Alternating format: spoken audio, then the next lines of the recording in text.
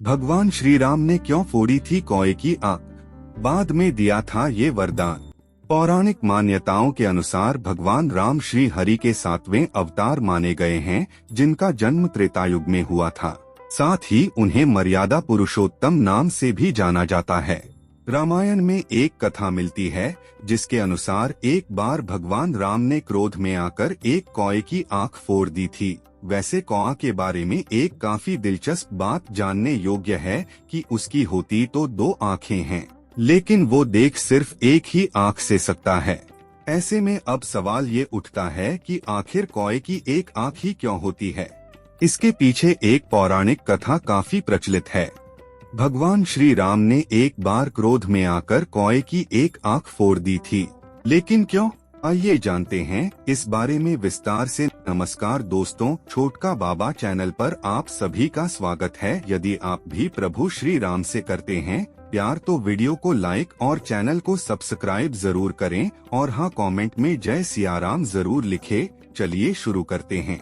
तुलसीदास द्वारा रचित श्री रामचरितमानस और वाल्मीकि की रामायण में भगवान राम का पूर्ण वर्णन मिलता है। पितृपक्ष में कौए को भोजन कराने की परंपरा का संबंध भी श्री रामचरितमानस में वर्णित एक कथा से माना गया है।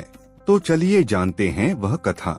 मिलती है ये कथा श्री रामचरितमानस में वर्णित कथा के अनुसार, एक बार जब राम जी माता सीता के बालों में फूल सजा रहे थे, तब यह दृश्य इंद्रदेव का बेटा जयंत देख रहा था। इस पर उसे शक हुआ कि क्या सच में यह भगवान विष्णु के ही अवतार हैं।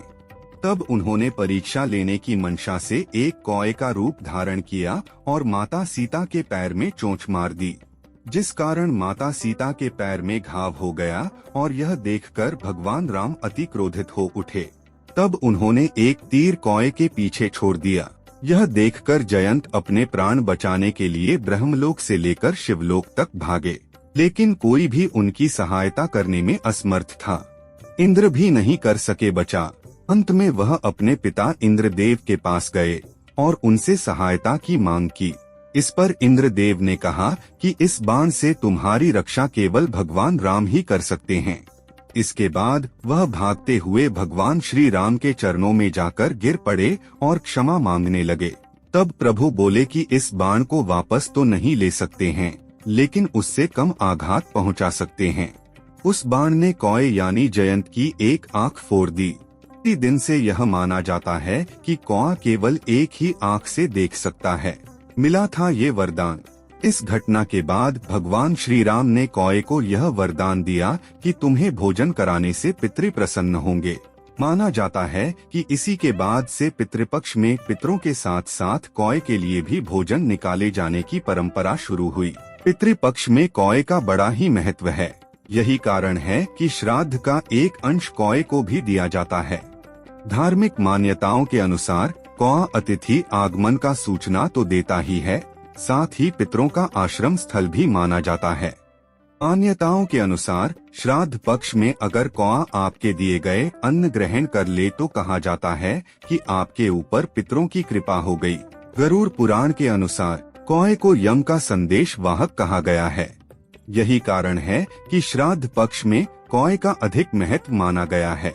धार्मिक मान्यताओं के अनुसार पितृपक्ष में कौए को जो कोई भी भोजन कराता है, यह भोजन कौए के माध्यम पितर ग्रहण करते हैं।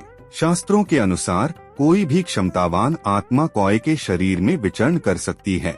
श्राद्ध पक्ष में कौए और पीपल को पितृ का प्रतीक माना जाता है।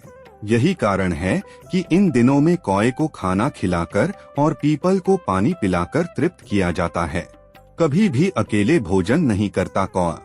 ध्यान देने वाली बात है कि कौआ कभी भी अकेले भोजन नहीं करता है। अगर आप ध्यान देंगे तो देखेंगे कि कौआ किसी साथी के साथ मिलकर ही भोजन करता है। इसके अलावा यह भी ध्यान देने वाली बात है कि कौए की कभी भी स्वाभाविक मृत्यु नहीं होती है। इसकी मृत्यु आकस्मिक रूप से होती है। इसके बारे में कहा जाता है कि समुद्र मंथन के दौरान प्राप्त अमृत को इसने चख लिया था।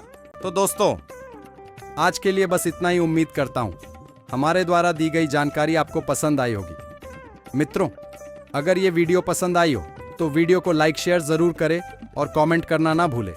दोस्तों, अगर आपने हमारा चैनल सब्सक्राइब नहीं किया है तो सब्सक्राइब जरूर करें। और हाँ, लास्ट तक देखने के लिए धन्यवाद।